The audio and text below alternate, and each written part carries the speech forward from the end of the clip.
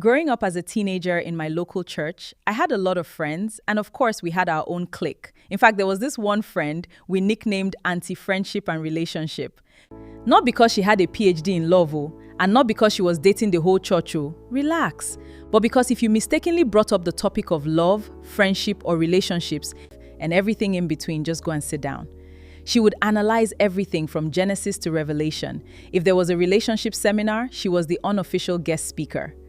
Looking back now, I have realized that everybody has something to say when it comes to relationship. Everybody suddenly becomes a relationship consultant. And then there are those unofficial relationship therapists, no certificate, no training, no experience, just confidence, but they are giving advice as someone who has written 5 best-selling books on love. But here's what I've noticed. Not everybody speaking about relationships is speaking from wisdom. Some are speaking from healing, others are speaking from hurt. There's a difference. Wisdom teaches, pain reacts. I've listened to people whose words are filled with wisdom and lessons worth learning. I've also listened to people who were simply marketing their heartbreak, bitterness, and unhealed pain. Everything they say sounds like a warning. Don't love, don't trust, everybody will disappoint you.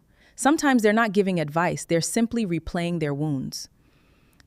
That might be true. Then I laugh whenever I see people online acting like they've taken some special vaccine against heartbreak. But heartbreak is one of those experiences you can never fully explain until it knocks on your own door. I used to think people who cried over heartbreak were just being too emotional.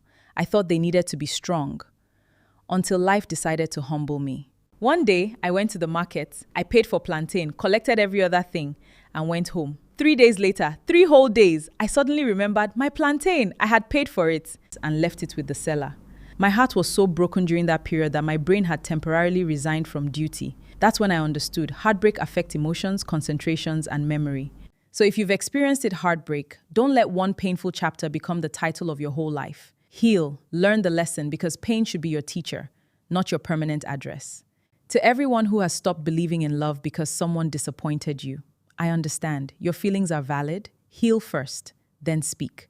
Because when healed people talk, they produce wisdom. When wounded people talk, they often reproduce pain. Your pain can become purpose, but only after you've allowed yourself to heal. Don't spread bitterness, spread wisdom. Don't multiply fear, multiply hope. And remember, the loudest voice on relationships isn't always the wisest voice.